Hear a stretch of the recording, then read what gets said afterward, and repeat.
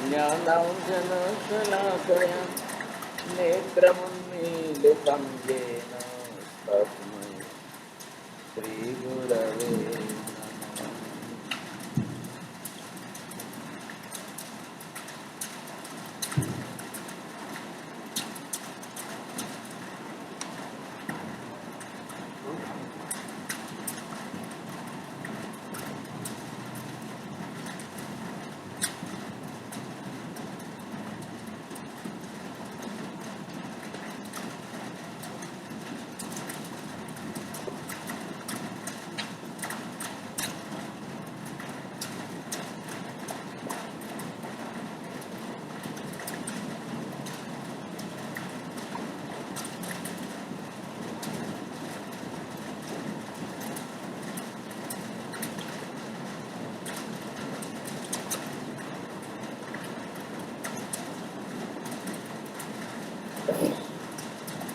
संसार की चारों गतियों में पाप कर्म की प्रवृत्ति सर्वत्र उपलब्ध है।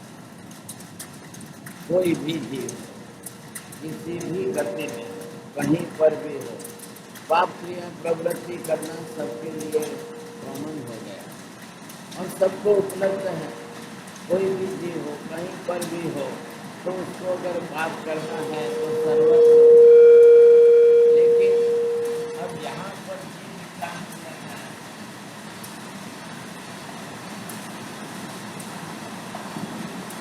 मनुष्य की गति में कितने प्रमाण में पाप कर्म उपलब्ध है। इधर आप देखिए, नरक गति है,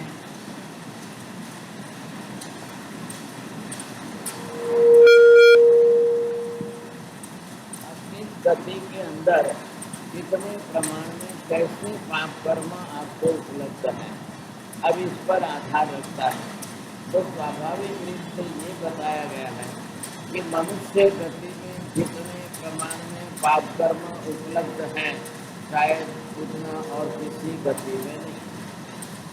मतलब मनुष्य जितने प्रमाण में पाप कर सकता है, उतने ऐसी गति के अंदर मुख्य रूप से आपको ये लक्ष्य में आ सकता है कि अब कौन सा जीव इस गति में वहाँ कितने प्रमाण में पाप कर्म करता है, कैसे पाप कहाँ करता है। अब इस स्थिति के अंदर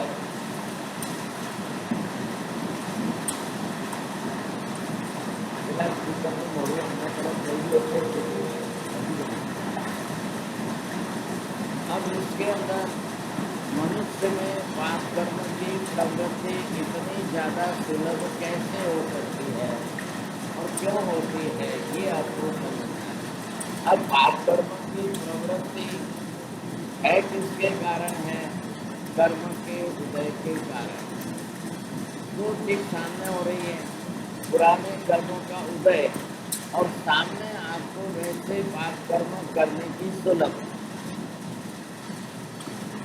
चारों तरफ पाप कर्म की प्रवृत्तियों का वातावरण, सब जगह पर वैसे पाप कर्म उपलब्ध है और वैसा उपलब्ध होने के कारण जीवों को सुलभ हो जाता है।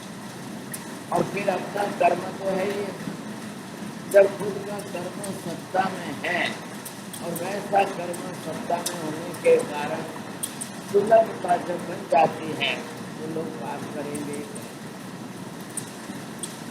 मनुष्य गति और तिर्यक गति में आप देखिए, नरक गति में वैसे किए हुए पाप कर्मों की सजा भुगतने का, लेकिन फिर भी अब नरक के नारकी जीवों को भी इतनी वेदना पीड़ा त्रास हो, तो स्वाभाविक है कि मन तो उनके पास भी है, वचन योग है, काय योग है, तीनों योग साथ में लेकर के गए और तीनों योग साथ में होने के कारण वहाँ पर उनको भी मन में कर्मागामी को भी मारने का विचार आया। कर्मागामी को मारने का विचार आए, इच्छा हो, लेकिन मार तो नहीं सकते, कर नहीं सकते हैं। नारकी जीवों की शक्ति और कर्मागामी की शक्ति में 1000 गुना अंतर। आखिर परमा धातु देव गति का देव, हल्की जाति का देव है, हल्की जाति का निम्न श्रेणी का है। अब उसको दूसरा से कोई ख्याल नहीं आएगा, दूसरा कुछ भी ख्याल नहीं आएगा। लेकिन ऐसी स्थिति के अंदर नरक के अंदर रह करके और राक्षसिक वृत्ति होने के कारण अब वो भी वहां पर भी बात करना तो करेगा। कर्म बांधना इसके लिए उधर, अब यहाँ से कर्म करके नरक में गया है तो वहां पर भी कर्म का उदय तो होना ही होगा। अब जहाँ वहाँ कर्म का उदय होगा और सामने पाप की प्रवृत्ति की सुलभता रहेगी, अब क्या करेंगे? लेकिन नरक और देव गति की तुलना में जब मनुष्य गति के अंदर जीत जाए तो वहाँ उसके लिए पाप कर्म की प्रवृत्ति करना 1000 गुना से सारा वातावरण एक। यहाँ पर क्या है, सबके लिए परिवार है, सबके लिए भोजन है और सबके लिए व्यापार व्यवसाय और काम करना। अब देव गति में नरक में जाओ तो वहाँ कोई कारण नहीं, न तो आहार है, न परिवार है, न काम धंधा है, न दुकान धंधा है, कि न किसी को उपार्जन करना है कि कमाना है, वो प्रश्न नहीं है। तो पाप करने के कारण कम हो गए, निमित्त कम हो गए। अब मनुष्य में पाप करने के निमित्त ज्यादा है, कारण ज्यादा है। मनुष्य से तेज गति में चले जाओ तो बिल्कुल आगे हो, परिवार नहीं है, सामने जो है जब उनके लिए कोई काम धंधा या उपार्जन करने का प्रश्न नहीं है, बरोबर क्या है, सिर्फ पेट बचा है। अब पेट के लिए हिंसक प्राणी दूसरे जीवों की हिंसा करके पेट भरनेंगे, करेंगे तो सही बात। अब ऐसे काम करने की प्रवृत्ति जब उसकी बढ़ेगी तो स्वाभाविक है कि पाप कर्म करने में अब उनको न सूची ज्यादा। देव कर्म कहाँ से लेकर आया है, देव गति में से गया है, इसलिए जन्मों के कर्म साथ मिले। विपाक सूत्र में आपको यही समझाया जा रहा है, एक जन्म में इतने ज्यादा पाप कर्म ताकि हजारों जन्मों तक वो पाप आपके साथ में चलता रहे, आपके संस्कार चलते रहेंगे, अब आपकी आदतें आपके साथ में चलती रहेगी। तो फिर ठीक है, यहाँ से कर्म लेकर के जा रहा है, अब वो दूसरे कर्म करना ही करना है। जब आपको पिछले कौन के कर्म उदय में आएंगे, अब कर्म उदय में आएंगे तो फिर वापिस से पाप प्रवृत्ति करने की आदत बनेगी। अब उठेंगे कैसे? कर्म का उदय आपको देते हैं। अब ये चीज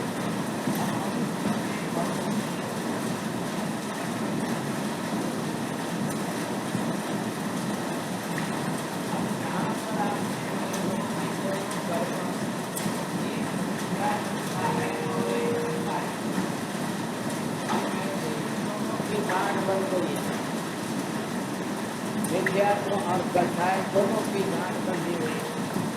अब ये दोनों कर्म आपके साथ में चलेंगे, कितने जन्मों तक चलेंगे?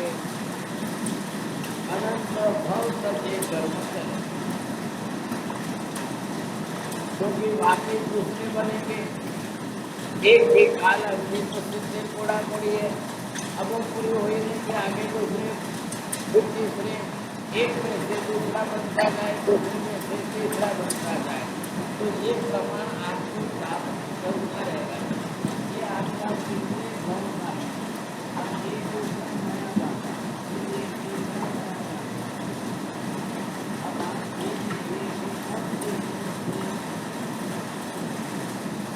अब ये कर्म बांधता ही जाए। मान लीजिए इसका एक पहले का पूरा हुआ, इधर का दूसरा भाग पूरा हुआ, अब इधर का पूरा हुआ। एक एक पोर्शन जितना आपका कर्म तय होता है समय पूरा काल अवधि, लेकिन आगे नया नया बनता जाएगा। अब जो नया बनता जाएगा वो उसी के साथ मिलता जाएगा। जात किसकी है? विद्यात्व और कसाय, वो कर्म आपका बढ़ता जाएगा। अब ये मूल में जो विद्यात्व और कसाय है वो आपको 17 दूसरे पाप भी कराता रहेगा। अब उसका काम है रस रुचि लेकर के और दूसरे कर्म भी कराते हैं। अब जीव रुकेगा नहीं। प्राणातिपात का पाप, अब प्राणातिपात का पाप क्यों कर रहा है? वो दूसरों को जीव मानने के लिए तैयार है। तो पहले उसके अंदर विद्यात्व है, अब है ही अंदर विद्यात्व, तो दूसरों को जीव मानने की रस रुचि नहीं है। अब नहीं है रस रुचि तो क्या करेगा? वो अपनी तरफ से पाप प्रवृत्ति करता है। अगर आप सामने वाले को जीव मानते, जैसा मैं जीव हूँ वैसा वो भी जीव, जैसा सुख दुख मुझे होता है वैसा ही सुख दुख उसको भी होता है। अब दोनों को जीव मानकर दोनों के अंदर जीव की रुचि आप समान रूप से रखो, तब तो आपको ख्याल आवे, नहीं तो ख्याल ही नहीं आएगा। तो दूसरे जीव को जीव के रूप में समझो। लोगों की मानसिकता ऐसी है, कोई जीव नहीं है। अब धर्म में वैसा सिखा दिया, आप जिस धर्म को मान रहे हैं उस धर्म के अंदर ही वैसी बात आ गई। अब वो जीव को जीव मानने के लिए तैयार ही नहीं, तो वो सामने से निषेध करेगा। अब जब सामने से निषेध करेगा और विद्यात्व हमारे अंदर पड़ा और उसने भी सामने से कह दिया कि जीव ही नहीं है। अब सामने वाला जीव नहीं है और सबसे पहले बुद्धि विद्यात्व के अंदर बात को बात मानने की बुद्धि नहीं है। जैसे जीव को जीव नहीं मान रहा है वैसे ही बात को भी बात नहीं मान रहा है। अब वो बात को नहीं मानेगा तो फिर सवाल कहाँ है? तीसरे विद्यात्व अब तीसरे विद्यात्व की बुद्धि उल्टी है। जीव को या मारने को या बात मानने को अब उसने सुख बुद्धि बना ली। विद्यात्व का प्रमाण देखिए, जीव को जीव न मानना, बात को बात भी नहीं मानना और बात करके भी सुख बुद्धि बना के रखना। अब जब वो बात में सुख की बुद्धि बना के रखेगा तब वो सामने से बात घटाएगा नहीं और करेगा। सबसे ज्यादा जीव को पाप कौन कराता है? सुख बुद्धि या दुख बुद्धि, सुख प्राप्ति की बुद्धि या दुख निवृत्ति की बुद्धि। सबसे ज्यादा पाप कौन कराता है?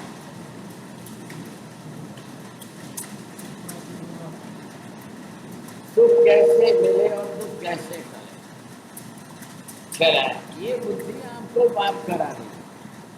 अब किसने खाने पीने में सुख माना है? करा। किसी ने विषय वासना के काम भोग में सुख माना है, किसी ने धन परिग्रह संग्रह में सुख माना है। हर व्यक्ति ने अपने अपने हिसाब से सुख बुद्धि बना के रखी। अब वो जब तक जैसी सुख बुद्धि बनाए, अब वो सुख बुद्धि आपकी नहीं घटेगी, वहां तक वो उसी को प्राप्त करने, उसी को इकट्ठा करने, उसी को मिलाने के लिए प्रयत्न करता रहेगा। अब लोभ बढ़ेगा तो परिग्रह संग्रह बढ़ेगा। ज्यादा लोभ की बुद्धि आएगी तो ज्यादा इकट्ठा करेंगे आप। नहीं लोभ होगा तो आप ज्यादा वस्तु इकट्ठे नहीं करेंगे। अब लोगों को संग्रह भी कैसा करना है? बाघ का चर्म इकट्ठा करना है, किसी को किसी के पैर के नाखून इकट्ठे करने हैं, प्राणियों के अंग भी ला करके वो भी अपने घर सजाने में लग गए। अब प्राणियों के अंगों से भी उसकी भी कीमत लाखों करोड़ों में खर्च कर रहा है। उसको ला करके उसमें ममत्व बुद्धि बना के रखे और फिर वास्तु के नियम और क्या क्या नियम आ गए। बाघ का नख ला के रखो तो तुम्हारा ऐसा काम हो जाए। कोई कहता है कि किसके वो पूछ ला के रखो तो हो जाए। अब कोई कहता है क्या, तो ये सारी चीजें घुस गई। आपने क्या किया? उसमें सुख बुद्धि बनाई। प्राणी के मरे हुए अंग में सुख बुद्धि बनाई और वो सुख बुद्धि लेकर उसके पीछे लाखों रुपए खर्च किए। अब वो ला करके रखो और उसके साथ में ऐसी मानसिकता बनती है। अब यहाँ पर शास्त्रकार तो हमको तो ये कह रहे हैं, एक नाखून भी आपका घर में पड़ा रहे तो भी आपके लिए अस्वाध्याय होता है। आप स्वाध्याय नहीं कर सकते हो।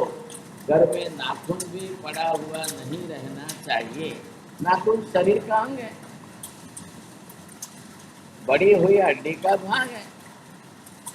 अब पंचेंद्रिय मनुष्य के शरीर का अंग है, अब वो आपके लिए स्वाध्याय में बाधक है। अब ये विवेक अगर हमारे घर में है सबको, तो जानते हुए समझते हुए फटाक से जैसे ही नाखून काटे आपने एक कपड़े की पोटली में बांध करके आप डाल के आओ। अब शास्त्र में तो क्या लिखा है, जमीन में खड्डा खोद कर डालो। एक चिड़िया भी उसको चावल का दाना समझ के खा जाता है। अब बेचारी चिड़िया छोटी है और चावल का दाना समझ के खाने जाएगी, उसके गले में फंसेगा और तड़प तड़प के मरेगी। ऐसी स्थिति के अंदर इतनी प्रेरणा, इतना विवेक रख करके आपको नाखून तो काटना ही है। ठीक है, महिलाएं बढ़ा लेगी, बाकी को क्या करना है सबको। महिलाओं के लिए भी नाखून उनके जीवन का एक बहुत बड़ा जो है शोभा का अंग है।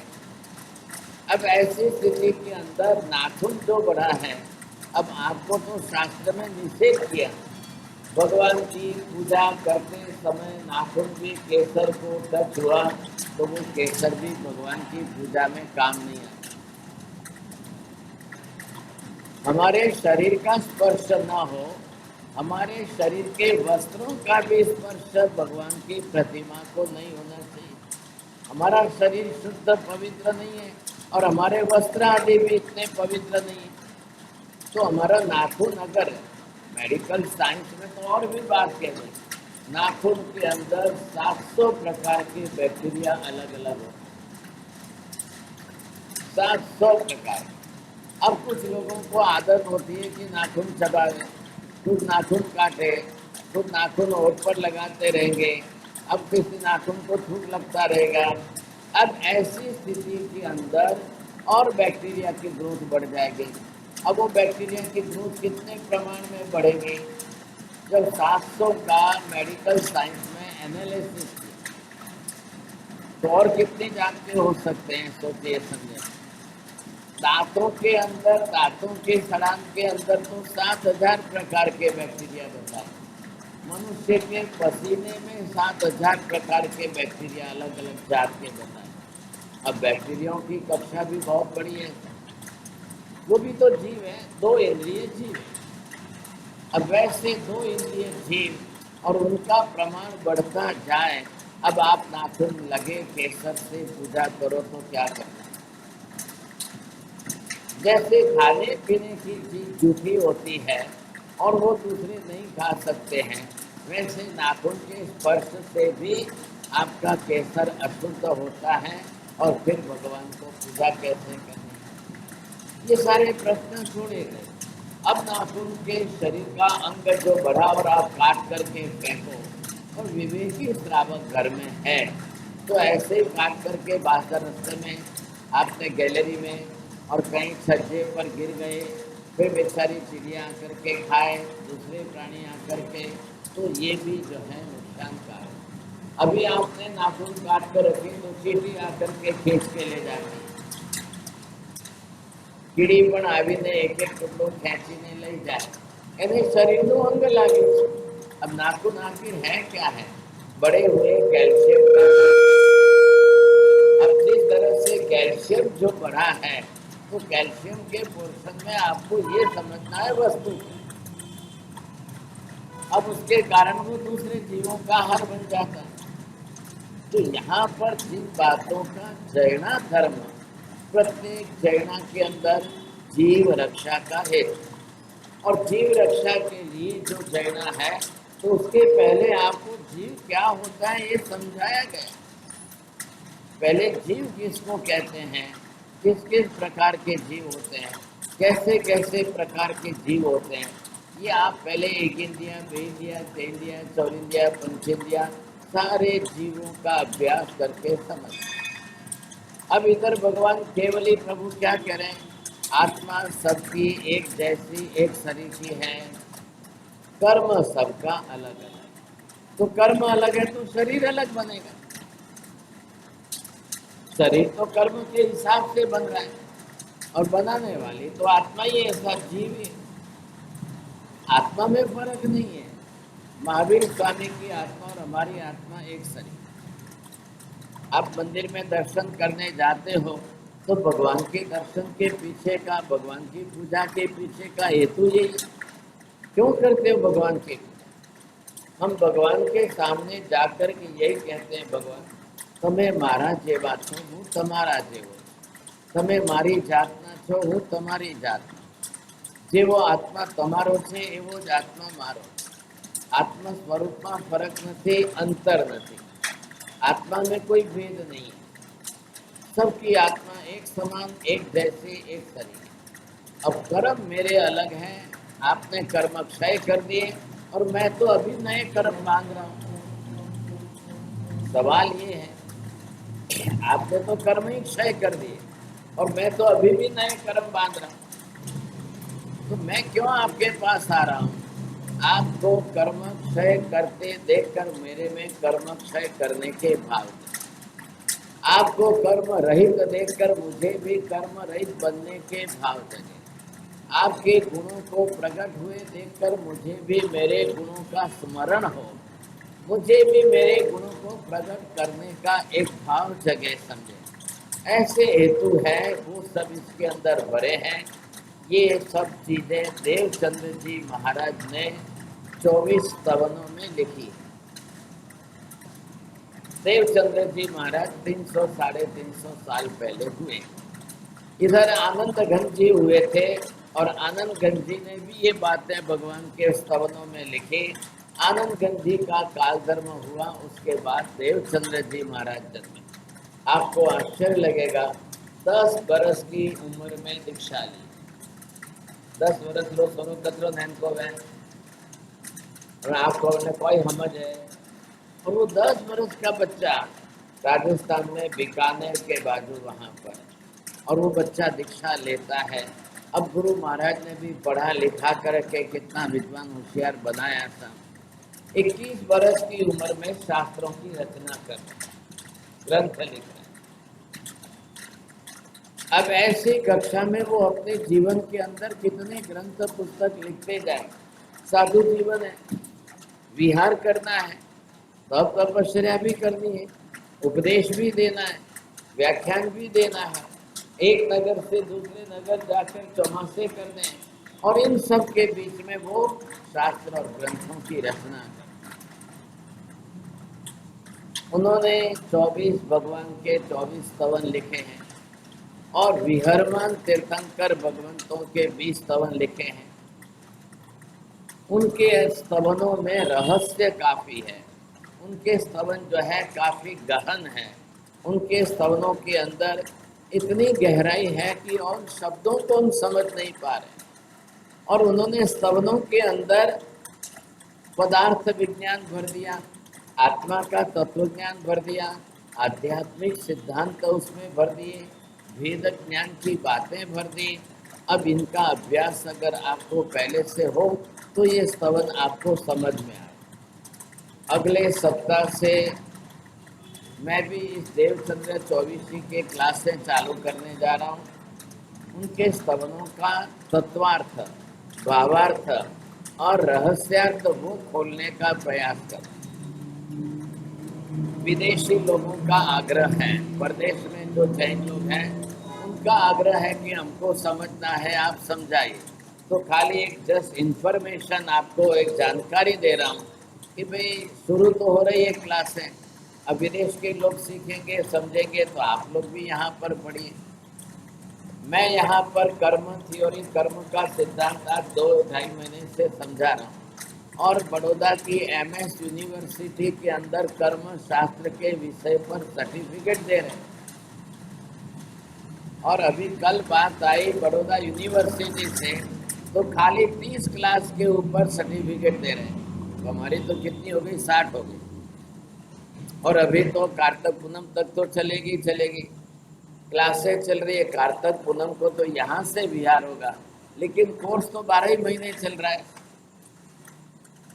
हम एक बरस के बाद 108 क्लास के बाद अभ्यास कराने के बाद सर्टिफिकेट देंगे।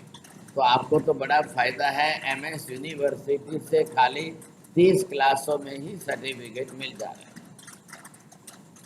तो जिनको अभ्यास करना है, अब कर्म शास्त्र का अभ्यास होगा, बरोबर एग्जाम होगी, तब तो सर्टिफिकेट मिलेगा, प्रमाण पत्र है। तो आप तो सौभाग्यशाली हो, परम पुण्यशाली के आपको तो फ्री में सब यहाँ बैठे आराम से मिले। पहले कह रहा हूँ, अभ्यास का लक्ष्य बनाइए, अभ्यास करने का हेतु और भाव बनाइए। आप खाली उपदेशात्मक बातें सुन लोगे तो अभ्यास नहीं होगा, और एक पद्धति से क्रमशः सीखते हुए अभ्यास करोगे तो ही आएगा। इसलिए मैं बार बार आग्रह करता हूँ, कॉपी पेन लेकर बैठ कर के लिखिए। ये लिखा हुआ वापस घर में जा कर के थोड़ा विस्तार करके समझने की कोशिश करिए। स्वाध्याय करेंगे तो थोड़ा दोबारा याद होगा। अब वहाँ से अमेरिका से एक बहन प्रश्न पत्र बना करके भेजती है और सब लोग परीक्षा दे रहे हैं। अभ्यास किसको बोलते हैं? आपने सुन लिया, निकल गए, कान से निकाल दिया, तो फिर अभ्यास नहीं होगा। सुन करके वापिस आपने उसको नहीं पढ़ा, अभ्यास नहीं किया, तो भी नहीं होगा। अब आजकल तो यूट्यूब पर फैसिलिटी है, एक बार नहीं 10 बार खोल के सुन लो, उसमें सब आपको जो है आपको बरोबर रिकॉर्डिंग रहता है, तो बार बार करो। प्राथमिक अभ्यास तो चाहिए। पायाभूत ज्ञान જેને કહીએ છીએ, प्राथमिक अभ्यास नहीं हो तो આગળનું પણ કંઈ નહીં સમજાય। કોઈ બડા મોટા આચાર્ય ભગવંત આવશે, કોઈ જ્યારે આવી કર્મની વાતો કરશે અને એ પણ પ્રકૃતિઓ સમજાવીને ગણાવશે કરશે, ત્યારે તમને પછી કંઈ નહીં આવે। तो पहले से अगर आपका प्राथमिक अभ्यास तैयार है, बेसिक आपको ख्याल है, तो आप आगे जा कर के समझ। मैं अभी यहाँ पर आपको क्या समझा रहा हूँ, कई गतिમાં क्या આગળ પાપ કેટલું વધારે થાય કેટલું ઓછું થાય। पाप करके कर्म बांध करके जीव दूसरी गति में जाएगा, संस्कार तो साथ में लेके जा रहे हैं। अब जीव यहाँ से जो है, कल मनुष्य गति में से कोई नरक में गया, कल मनुष्य गति में से कोई देव गति में गया, अब कोई तेजस में गए, या फिर वापस मनुष्य गति में आए। अब वो यहाँ पर है तो उसके पास में मिथ्यात्व और कसाय मोनिय साथ। सब पाप कराने वाला कौन है? आपको दूसरे सभी पाप कराने की जड़ जो है वो मिथ्यात्व और मोनी, कसाय मोनिय में। अब कसाय मोनिय में अनंतानुबंधी कसाय है, उसकी पकड़ है। अभी मैंने 3 बात आपको बताई थी, न तो जीव मानना, न पाप को पाप मानना, और इससे भी बड़ा क्या है, पाप में सुख बुद्धि मानना। ये मिथ्यात्व के पहले लक्षण। अब तीनों बात हमारे में है कि नहीं, पहले ये देखो, एक एक बात को देखो। आप जीव को जीव मानने को तैयार है कि नहीं, पहले ये समझो। हम क्यों खमत खामना की? अभी आपने संवत्सरी किया, खामेमि सर्व जीवे, तो आपने क्यों बोला सर्वे जीवा खमंतो में? तो पहले आपने सबको मैं जीव मान रहा हूँ, सबके अंदर वो जीवत्व भाव मेरा साथ में जुड़ा हुआ है, ख्याल आया कि नहीं? तो ये सबको जीव मानना, ये पहला सम्यक दर्शन का लक्षण है। नंबर 2, पाप को पाप मानना, ये सम्यक्त्व का लक्षण है। 18 जात बता दी आपको, 12वें अभ्यास, 13वें अभ्याख्यान, 14वें पैशून्य। चाहे कुछ भी हो, चाहे पर परिवाद हो, चाहे माया मृषावाद हो, ये 18 पाप की जात है।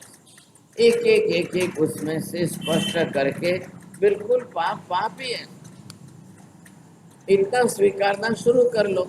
और तीसरे नंबर पर आपकी बात आ गई, पाप में सुख बुद्धि भूल से भी मत बना। પાપ કરવાથી દુઃખ જ આવવાનું છે, પાપ કરવાથી અશુભ કર્મ જ બંધાશે, પાપ કર્મના ઉદયથી જીવનમાં दुख જ આવે છે। अब इसमें आप कोई इधर उधर करो ही मत, फिक्स बात होगी, केवल एक ही बात है। अब ऐसे सारे पॉइंट्स आप लिख करके तैयार कर लो और फिर अपनी जात परीक्षा कर लो। आपको स्पष्ट लगेगा मैं मिथ्यात्व की तरफ हूँ कि सम्यक दर्शन की तरफ हूँ। क्यों सुनते हो व्याख्यान? इतने वर्षों से आप व्याख्यान सुनते आ रहे हो। अगर इतने वर्षों के व्याख्यान सुनने के बाद भी आपको सम्यक दर्शन न हो तो व्याख्यान वगैरह सब आपके लिए निरर्थक हो गया। व्याख्यान प्रभावना के लिए नहीं है, प्रभावना व्याख्यान के साथ अनिवार्य कोई संबंध नहीं है।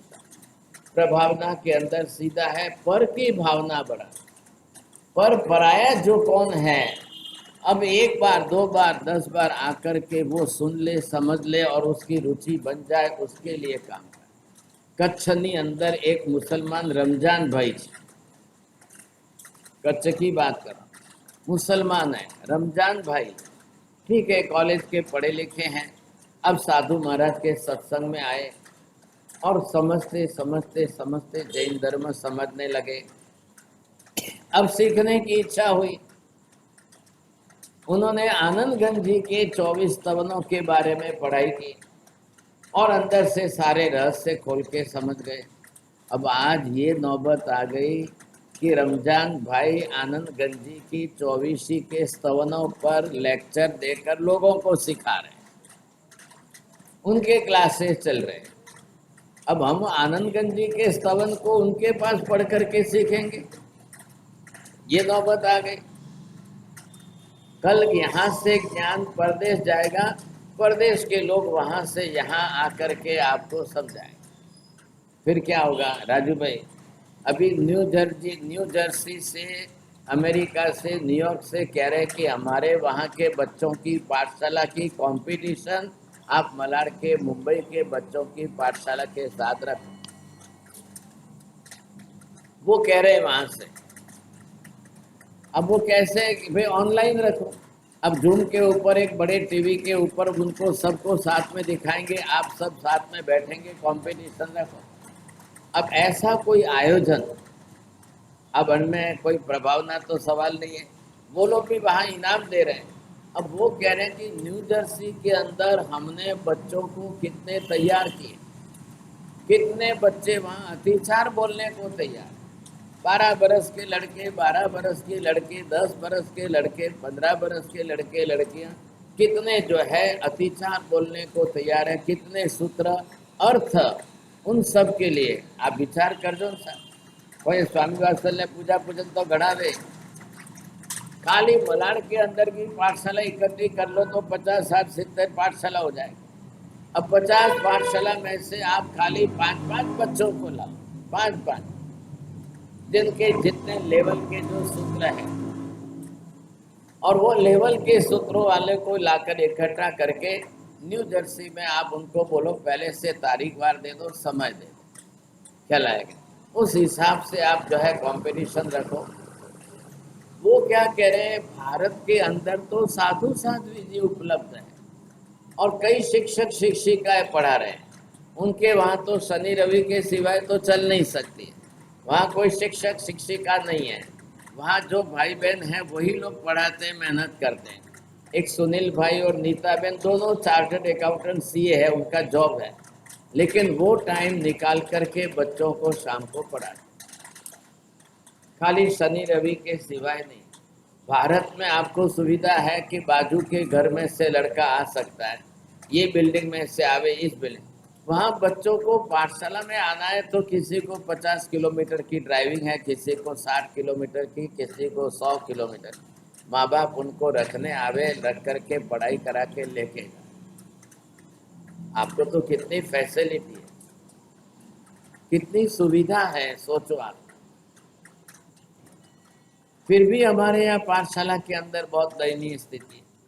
सबसे पहले तो आपको पाठशाला की शिक्षिका बहन का सम्मान बढ़ाइए, इतने बुजुर्ग इतने वर्षों से पढ़ाई करा रहे हैं, तो 5-6 हजार के पगार में तो बहुत शर्म आती है, बहुत शर्म आती है। झाड़ू का निकालने वाला 10 हजार से कम नहीं लेता। पाठशाला का फंड तो होता ही है, हर साल होता है। आप पाठशाला के फंड लिखाते हो, तो पहले तो पाठशाला की शिक्षिका बहन का जो है, उनकी आजीविका की चिंता आपको हल करनी, पहला काम हमारा ये है। और फिर उनके सामने बच्चों को पढ़ाना सिखाना करिए आप अच्छी तरह से तैयार। आज नहीं तो 15 दिन के बाद, 20 दिन के बाद पहले से प्लानिंग करके रखो, तो सब बच्चों को प्रेरणा मिलेगी। अब उल्टा हो जाएगा, कल कल विदेश से धर्म यहाँ आ जाएगा, ऐसी हालत आ जाएगी। अब भी चल रहे हैं रमजान भाई के 24 स्तवन पर स्तवन के ऊपर उनके जो है लेक्चर चल रहे हैं, लोग सुन रहे हैं, पढ़ रहे हैं, अभ्यास कर रहे हैं। बोलो, ये आश्चर्य की बात, क्योंकि अभ्यास हमारे यहाँ से निकल गए। व्याख्यान अभ्यास के सब लेवल के नहीं रह गए। आपके दिमाग में क्या है, क्या कॉपी पेन पर ले व्याख्यान में ले जवानी से जरूर, व्याख्यान में जाना, थोड़ी देर बैठना, सुनना, प्रभाव ना लेके घर जाना। ये हमारे रिवाज जो वर्षों की आदतें डाल दी। भले ही आवे, कोई भी आवे, कितनी भी नींद लेवे, कुछ भी करे, तो भी वो प्रभाव ना लेके जाए। अब ये तरीके हमारे होने के कारण कोई अभ्यास करेगा ही नहीं।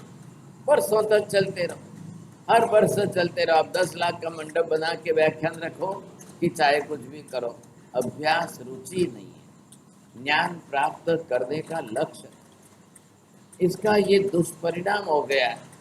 और हम सीख गए, तैयार है, समझ गए कि नहीं साहब प्रभावना तो मिलनी है, इसको हमने जोड़ दिया है, अनिवार्य कर दिया है। ये तकलीफ, कर्म सिद्धांत बिल्कुल आपके लिए it is a living knowledge, जीवंत विद्या। हर व्यक्ति को पढ़ना अनिवार्य। बाकी दुनिया में तो पढ़े कि नहीं पढ़े, लेकिन जैन को तो अनिवार्य होगा। अगर आप कर्म सिद्धांत ही नहीं समझोगे तो कर्म का विपाक समझ नहीं आएगा। कर्म का विपाक नहीं समझ पाओगे तो पाप की प्रवृत्ति से रुकने का, बचने का कुछ भी समझ में नहीं आएगा। क्रियात्मक धर्म व्यवहार में होता रहेगा। आप क्रियात्मक धर्म व्यवहार में करके संतुष्ट हो जाओगे, हमने बहुत किया, बहुत किया। लेकिन जब तक मिथ्यात्व की गांठ भी नहीं खुलेगी, सम्यक दर्शन भी प्राप्त नहीं होगा, तो अंदर आत्मा के अंदर परिणति में कोई फर्क नहीं पड़ेगा, कोई फर्क नहीं। आत्मा में परिणति सुधारनी बहुत आवश्यकता है। प्रवृत्ति तो आप 1000 बार सुधार लोगे, एक बार परिणति सुधार लोगे तो काम। लेकिन ज्ञानात्मक धर्म होना चाहिए, खाली क्रियात्मक धर्म होने से परिणाम नहीं आता। 100 में से 90% लोग क्रियात्मक धर्म करके राजी हो जाएंगे, लेकिन अंदर जब ज्ञान नहीं बढ़ता है तब तकलीफ होती है। मम्मी आकर व्याख्यान सुनकर चली जाए, घर में बेटा जब पूछे आलू प्याज नहीं खाना, क्यों नहीं खाना, तो महाराज ना क्यों नहीं खाना, बस। अब इसके सिवाय उत्तर नहीं आता।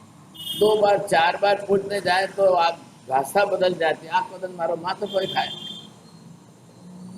ये भाषा बदल।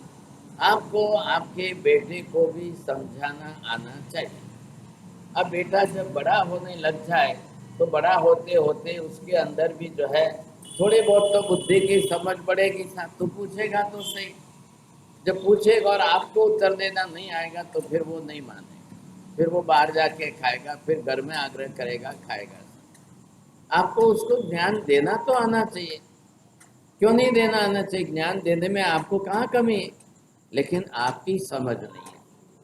कितनी शर्म की बात है। जो माँ बाप रोज व्याख्यान में जाए उनको समझना है, वो अपने बेटे को भी समझा ना सके, पोते को भी न समझा सके, ऐसा नहीं होना। 4 गतियों के अंदर अब कौन सी गति पाप करने की गति है, कौन सी गति किए हुए पाप की सजा भुगतने की गति, किस गति में कितने प्रमाण में पाप बढ़ता है, किस गति में से पाप करके ज्यादा कर्म बांध के जीव दूसरी गति में साथ में लेके जाता है। वहां जाकर वो कितने पाप करेगा, कितने पाप नहीं करेगा।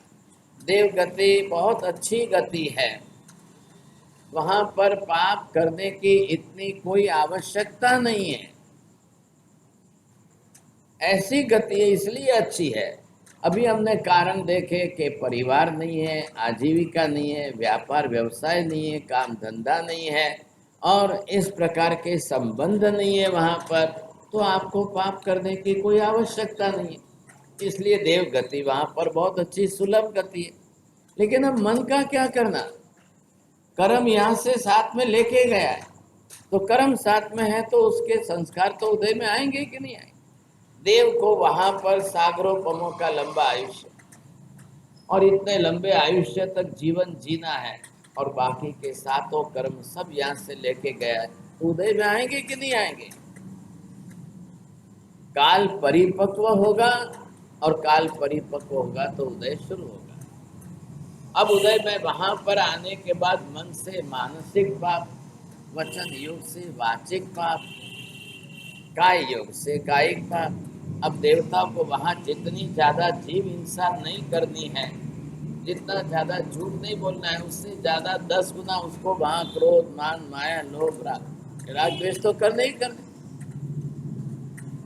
अब वहां पर भी उनको स्वभावगत पाप ज्यादा कर, पहले 5 पाप में से खाली 3 पाप का प्रमाण कम, और 3 में भी सबसे ज्यादा जीव हिंसा का पाप देव गति में कम है, बाकी 17 ही पाप सब। कोई देवी देवता झूठ नहीं बोलेंगे, पहले बोलेंगे। कोई देवी देवता चोरी नहीं करते हैं, करते हैं सब। एक दूसरे की अप्सरा भी चोरी करके उठा के लेके चले जाते हैं, अपहरण होता है वहां पर भी। मैथुन सेवन भी देव गति के अंदर होता है। परिग्रह तो दुनिया भर का इकट्ठा किया है। एक चप्पल बूट के अंदर 10 लाख का हीरा है, तो उनका मोह परिग्रह कितना बढ़ गया। छठे क्रोध, अब देवी देवताओं को भी क्रोध का सहाय करना है। 7वें मान अहंकार दुनिया भर का है। 8वें माया, माया भी वहां पर कपट बहुत है। 10वें लोभ के अंदर तो हमारे से 1000 गुना ज्यादा लोभ उनको है। अब राग द्वेष कितना बढ़ रहा है वहां पर, अब राग भी वहां पर तीव्र है। जो वस्तु जितनी उन्होंने इकट्ठी करके रखी है, कोई परिवार नहीं, कोई कुटुंब नहीं, कोई बेटा पोता कोई नहीं, और महल रखा है 1000 गुना बड़ा, करेंगे क्या करेंगे। महल इतना बड़ा रखा है, क्या करेंगे, जिंदगी पसार कैसे करनी है।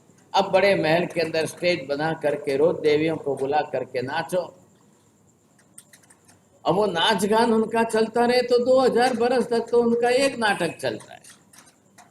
हमारे यहाँ नाटक कितना है, 3 घंटे में पूरा हो जाए। ज्यादा से ज्यादा मनुष्य बैठेगा कितने घंटे, 2-3 घंटे बैठ करके नाटक देख ले, पूरा हो गया। अब वहां 2000 बरस किसको कहते हैं। ऐसा चलता ही रहता है। अब वो अपने मिथ्या वृत्ति के अंदर सुख भोगने की वृत्ति में मस्त है। अब उसको कोई दूसरे, और थोड़ा सा सुख भोगने के बीच में थोड़ी सी बाधा आई कि क्रोध मान माया लोभ राग द्वेष का सहाय तैयार है। बार में कलह एकले, अब वहां झगड़ा होता है कि नहीं होता है, तो दिवस में 10 बार तो झगड़ा था है। छोटी सी बात के लिए किसी के साथ भी झगड़ा होता है। आप पहले ध्यान से समझिए, देव का मतलब क्या है, खाली वैक्रिय शरीर से देव। देव गति में जन्मा इसलिए देव, देव लोक में पैदा हुआ इसलिए देव। अब स्वभाव तो यहीं से लेके गया, यहाँ लड़ झगड़ के क्रोध करके साथ में लेके गया। फिर आप बोलोगे कि देव कैसे बना, भाई थोड़ी सी पुण्याई साथ में थी तो उसके कारण देव गति में चला गया। अब 4 ही तो गति है ही कहाँ, आखिर कोई ना कोई गति में तो जाना ही है। एक थोड़ा सा प्लस पॉइंट में थोड़ा पुण्य ज्यादा हो गया तो देव गति में ले गया। लेकिन अब आप देव गति में जाकर स्वभाव तो यहाँ का लेके गए। पुण्य अलग खाते में है और स्वभाव मोहनीय कर्म के खाते में। अब जब आप स्वभाव यहाँ से लेकर के गए हो और यहाँ के व्यक्ति तो वहां कोई नहीं, जो आपके रिश्तेदार थे, जो आपके संबंधी थे, जो आपके परिचित थे, इसमें से तो वहां कोई नहीं। और वहां तो कोई संबंध होते ही नहीं। जब परिवार नहीं है, बाप बेटा नहीं है, भाई बहन नहीं है, तो फिर संबंध तो सवाल ही नहीं खड़े हो रहे। और स्वभाव यहाँ का लेकर गए। अब वो स्वभाव आपके बारे में कलह का स्वभाव बना है, जेने गुजराती में कहिए झगड़ालू स्वभाव है। मैं आप जागे कि गणपति पहला लो पसको लो के नहीं हूँ तो कहो मैं आगे। वहां फूलों की शैया है, उस पर जाके जीव का जन्म होता है। बट माँ बाप नहीं बैठता है। बस फर्क क्या है, फूलों की शैया में जन्म होता है, उसको उपपात जन्म है। और नरक में जाओ तो कुंभे के अंदर जन्म होता है। 4 लाख देवता, 4 लाख नारकी बोले रहे नहीं आप लोग, तो वो वहां पर उनकी उत्पत्ति स्थान निमित्त है। वो 4 लाख उनकी उत्पत्ति योनि है, तो वहां जाकर के देव उत्पन्न होगा। और सीधे फूलों की शैया में से जैसे ही खड़ा हुआ, आपरे घरे होले वरो सोरो कैरो है, 16 बरस के लड़के के जैसे 48 मिनट में जैसे ही बाहर निकला कि दौड़ने लगा था। अब बेटा कोई मम्मी कोने के दूध पीवारे ने मोटो वैसा, अब वो सवाल नहीं है वहां पर। अब वहां पर तो जन्म से ही दौड़ना, भागना, खेलना, कूदना, पढ़ना, घूमना सब तैयार। अब 49वें मिनट में किसी के साथ लड़ाई झगड़ा है तो लड़ने लगे, 50वें मिनट में किसी के साथ मारा मारी है तो करने लगे, किसी के साथ कुछ है तो किसी के साथ कुछ, सब कुछ है। संज्ञा यहाँ विषय वासना की महत्वपूर्ण संज्ञा भी है, और वो भी साथ में लेके गए। अब 48 मिनट में तो खाली जन्म का टाइम है 2 घड़ी। अब 50वें मिनट में किसी के साथ विषय भोग करना है, खुद भोग करना है तो तैयार है। कर्म का संसार सब जगह है, चारों गतियों में कर्म सब जगह पर है। कर्म साथ में है, आप एक भी गति नहीं बदल सकते। विपाक सूत्र में अभी आपको क्या पूछा है कि एक पाप एक भवनु कितना भव सुधी चाले। आपने ज्यादा पाप किए हैं और उनकी बंध स्थिति की टाइम लिमिट ज्यादा बांधी है, तो वो कितने जन्मों तक आपके साथ चलता रहेगा, और उस पाप के हिसाब से वैसे जन्म आपके होते रहेंगे। खाली बदलना क्या है, आयुष्य बदलना है। अब आयुष्य बदल जाए, यहाँ से आप फिर दूसरे जन्म में गए, अब फिर आप तीसरे गति में, आप किस गति में जाओ, लेकिन वहाँ पर ये कर्म आप साथ में लेके जाओ। अब आप लेके जाते हैं, भव बदलते जा रहे हैं और दूसरे भव होते जा रहे हैं। अब ये जीव इसके अंदर संसार के भव में परिभ्रमण करता करता घूमता जा रहा है। अब उसको कोई पता नहीं है साहब, कुछ भी ख्याल नहीं है क्यों ऐसे भव हो रहे हैं। एक राउंड पूरा करने में कितने भव हो रहे हैं? अनंत भव हो रहे हैं। आपको एक राउंड पूरा करने में अनंत भव होते जा रहे हैं। अब ये एक बार एक गति में गया, दूसरी बार फिर दूसरी गति में, तीसरी बार फिर तीसरी गति में, फिर गति बदलेगा, फिर भाव बदलेंगे। बस खाली आयुष्य पूरा हो रहा है। और क्या हो रहा है? 7 कर्म पूरे नहीं हो रहे, बस आयुष्य पूरा हो रहा है। अब जिसकी बात यहाँ गौतम स्वामी प्रत्यक्ष देख करके आए हैं, उसकी बात पूछ रहे हैं। भगवान ने बताया कि विजय चोरना घरे आ जीव जन्म ले छे ने अभग्न सेन एनु नाम पाडवामां आव्युं। विजय चोर जिंदगी में पकड़ा नहीं गया, राजा की तरफ से सजा नहीं मिली, तो इसका मतलब क्या हुआ कि बाप ने चोरी की, उसके पाप का हिसाब क्या होगा? यहाँ पकड़ा नहीं गया, राजा ने नहीं पकड़ा तो राजा सजा नहीं दे, इतना ही ना। लेकिन कर्म की सजा से तो छूट नहीं सकते हो। यहाँ राजा की तरफ से आप पकड़े न जाओ और आपको सजा न मिले ये होगा, लेकिन कर्म की सजा से आप नहीं छोड़ सकते, क्योंकि कर्म को तो खुद को उदय में आकर के आपको दुख देना है। राजा तो आपको न्याय व्यवस्था बनाई, पुलिस आपको पकड़े, और पकड़ने के बाद भी आपके सारे पाप प्रूफ हो गए, सारे सबूतों को मिला करके अब उसका निश्चित हो, तब कानून के अनुसार सजा मिलेगी। अब कई बार जो है लोग सबूत तो मिटा ही देते, चोरी करने वाला, हिंसा करने वाला, खून करने वाला सबूत मिटा देते हैं। कौन रखेगा सबूत? फिर भी पकड़े जा रहे हैं,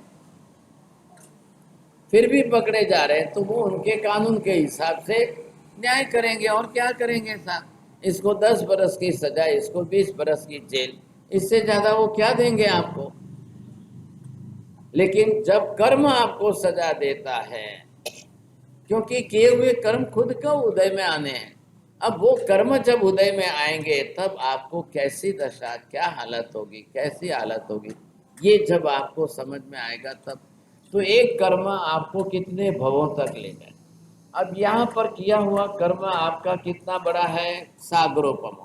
आपने दूसरा भव लिया 100 बरस का, तीसरा भव लिया 50 बरस का, पांचवा भव लिया 10,000 बरस का, छठा भव लिया। आप भव ले रहे हो, भव आयुष्य का है, आयुष्य के हिसाब से आप 100, 200, 500, 1000 बरस जीवन पूरा करोगे। अब वो सागरोपमों का कर्म कहाँ पूरा होगा, कैसे पूरा होगा। और दूसरी तरफ कर्म क्षय कारक ऐसा सक्षम समर्थ धर्म नहीं मिला है, तो आप धर्म करके कर्म को खपाएंगे कैसे।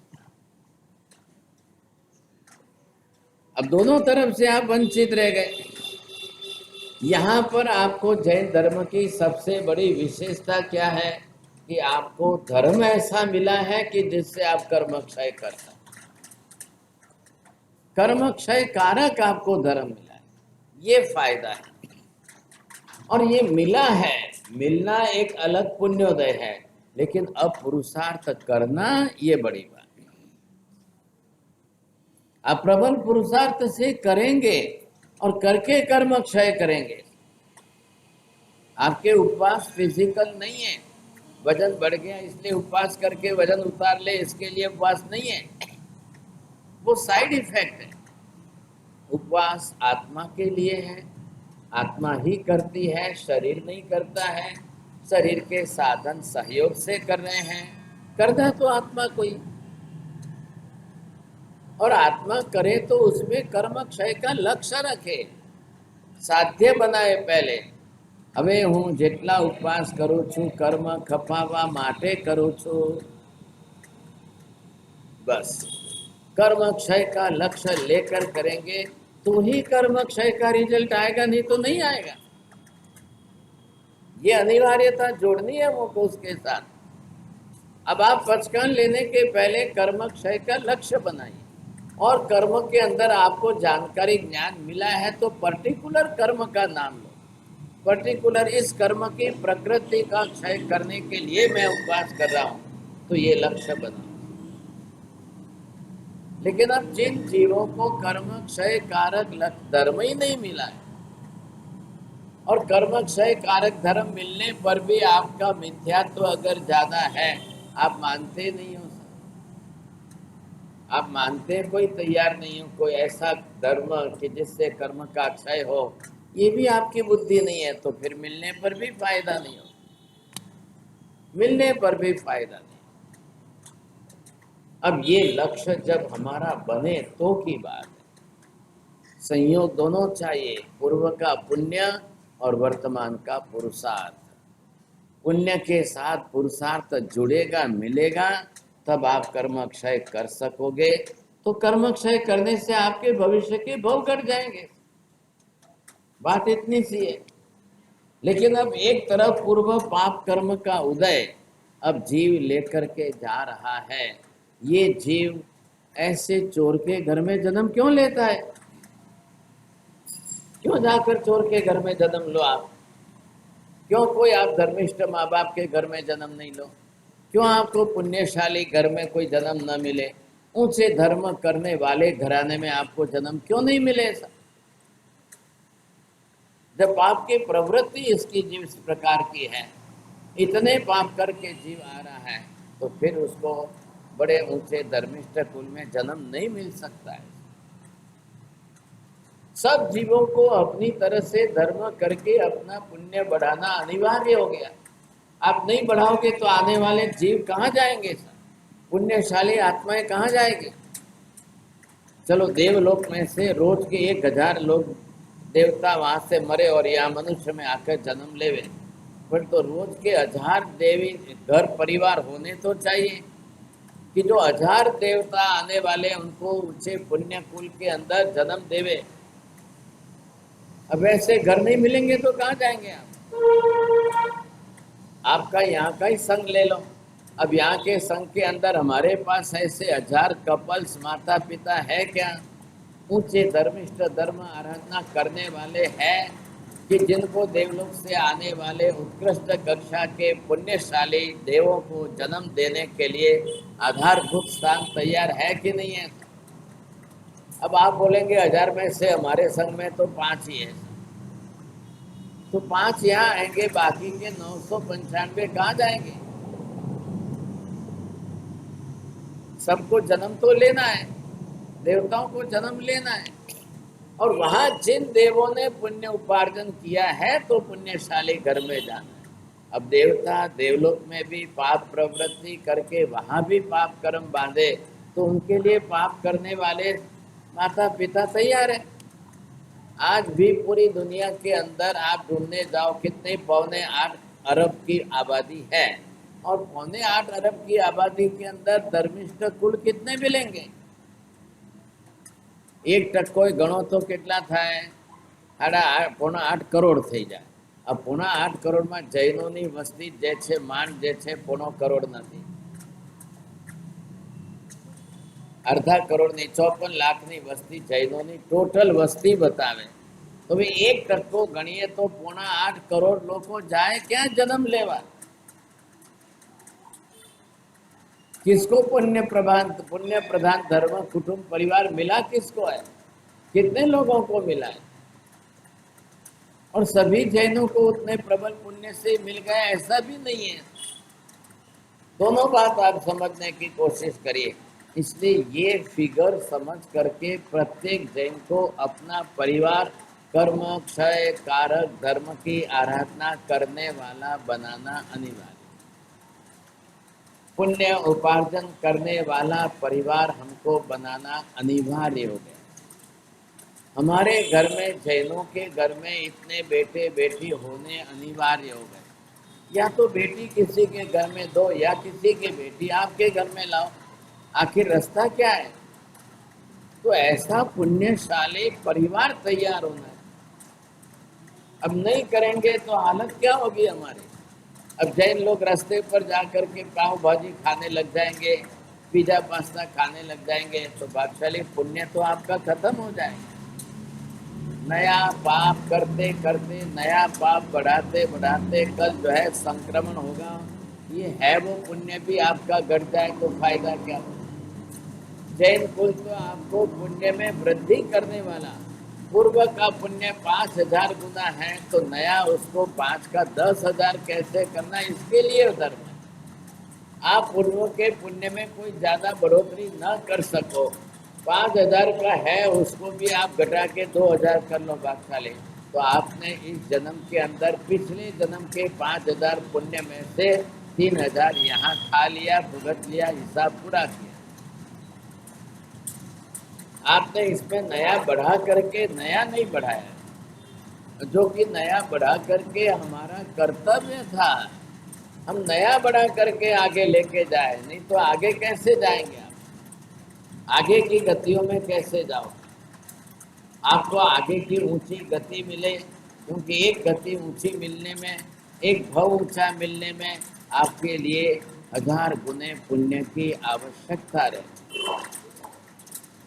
खाली पूर्व का पुण्य उपार्जन करके लेके आए, यहाँ खा पी करके मजा कर ली, पुण्य भोग लिया, तो आगे के लिए आपको तकलीफ होगी। जब पुण्य समाप्त हो जाएगा तो जीव को दुर्गति में जाना ही पड़ेगा।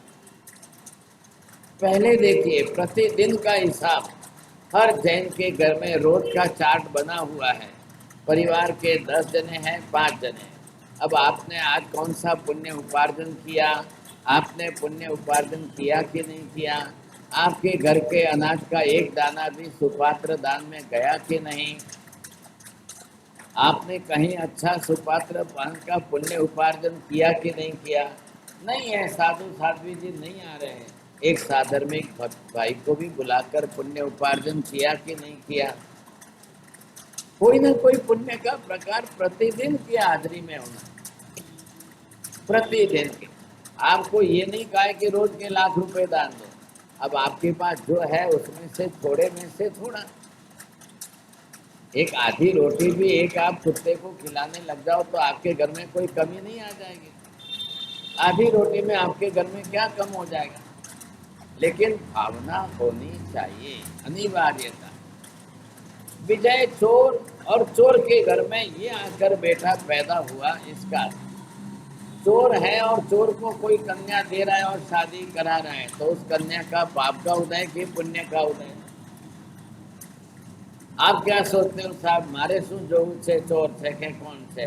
आपने तो अडलक धन संपत्ति ने रिद्धि सिद्धि से राजी થઈ जा, लेकिन वो धन संपत्ति किस रास्ते आई हुई? चोरी करके लाई हुई धन संपत्ति, वो भी आपके लिए पाप का उदय। और ऐसे घर में आकर बेटा भी पैदा हो गया।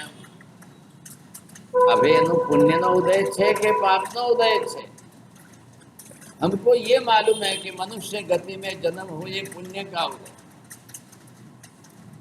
सामान्य रूप से गति का पुण्य आपको मिल गया, लेकिन 1000 गुने पाप का उदय भी है कि वो अब पूर्व के पाप कर्म साथ में लेकर आकर के जन्म ले रहा है।